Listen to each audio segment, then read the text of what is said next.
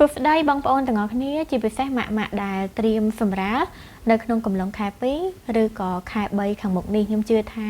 បងប្អូនប្រហែលជាបានត្រៀមខ្លួនរួចរាល់ហើយនៅក្នុងការឆ្លងទន្លេក្នុងការទទួលសមាជិកថ្មីសម្រាប់ខ្ញុំគឺបានត្រៀមជាបណ្ដាហើយដូចជាអីវ៉ាន់សម្ភារៈផ្សេងសម្រាប់កូននិងម៉ាក់សម្លៀកបំពាក់សម្រាប់កូននិងម៉ាក់អីចឹងណាហើយក៏អរគុណដែរអរគុណមែនទែនសម្រាប់បងប្អូន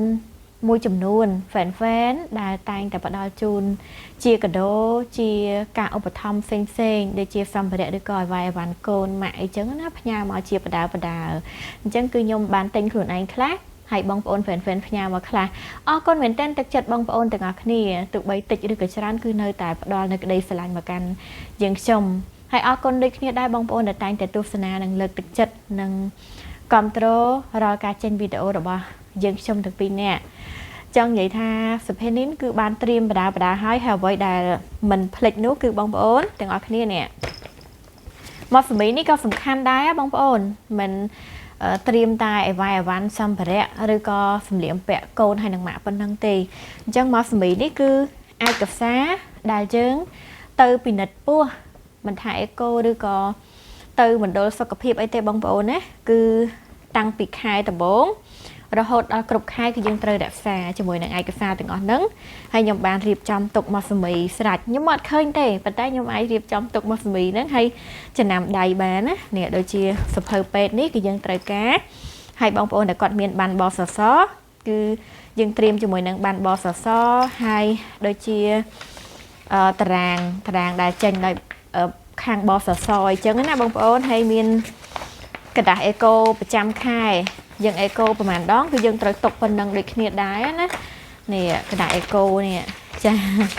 អញ្ចឹងគឺខ្ញុំរក្សាបានតែរក្សាទុកឯងប៉ុន្តែមើលអត់ឃើញទេបងប្អូនអើយចង់និយាយថាសូមនិយាយរឿងពិតមួយអារម្មណ៍ខ្លួនឯងផ្ទាល់រាល់ថ្ងៃនេះវាក្តីសុខប៉ុណ្ណឹងហើយពីអ្នកប្តីប្រពន្ធខ្ញុំគឺបងប្អូនភាកច្រើនមួយចំនួនធំដឹងហើយថាពួកខ្ញុំមើលអត់ឃើញទេពីការភ្នែកទាំងពីរអ្នកប្តីប្រពន្ធអញ្ចឹងពួកយើងទាំងពីរអ្នកទទួលស្គាល់នៅអ្វីដែលយើងមើលអត់ឃើញហើយការងារមួយចំនួនគឺយើងអាចធ្វើបានដោយខ្លួនឯងតាមរយៈការប្រឹងប្រែងការព្យាយាមអញ្ចឹងណាយើងធ្វើបានតែការងារខ្លះទៀតគឺយើងអាចធ្វើបានទេបងប្អូនមិនមែនថា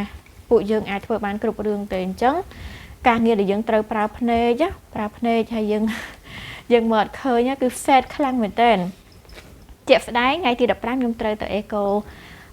ពោះម្ដងទៀតហើយប៉ុន្តែក្នុងកំឡុងពេលអេកូហ្នឹងយើងចង់ឃើញមុខកូនណាបងប្អូនអត់អាចឃើញបានទេកន្លែងហ្នឹងគឺខ្ញុំសេតខ្លាំងមែនទែនហើយមានអារម្មណ៍ថាខឹងខ្លួនឯងពេលអេកូលោកគ្រូពេទ្យសួរថាយើងអាចមើលឃើញខ្លះអត់មើលឃើញរូបរាងកូនឬក៏ឃើញកូនធ្វើចលនាអីចឹងប៉ុន្តែខ្ញុំមើលអត់ឃើញទេបានត្រឹមតែស្ដាប់លោកគ្រូពេទ្យគាត់និយាយគាត់ប្រាប់ចឹងថាកូនយើងកំពុងធ្វើអីធ្វើចលនាបរះទៅណាទៅណីកូនយើងមានរូបរាងមិនចឹងយើងស្ដាប់លោកគ្រូពេទ្យប៉ុន្តែយើងអន់ចិត្តត្រង់ថាយើងមើលមុខកូនអត់ឃើញទេធម្មតាក្នុងនាមជាម្ដាយឪពុកពេលដឹងថាកូនមកចាប់កណោតដំបងចឹងយើងរំភើបខ្លាំងណាស់នៅពេលដែលកូនខែរៀងចាស់បន្តិចអាចឲ្យកូនឃើញរូបរាងកូនតែយើងបែរជាមើលអត់ឃើញចឹងមានអារម្មណ៍ថាសេតខ្លាំងមែនទែនត្រង់កន្លែងហ្នឹងណាចឹងមិនមែនថាពួកខ្ញុំពីការភ្នែកឲ្យធ្វើអីបានគ្រប់យ៉ាងឲ្យសុបាយចិត្តគ្រប់ពេលណាបងប្អូនមានពេលខ្លះគឺ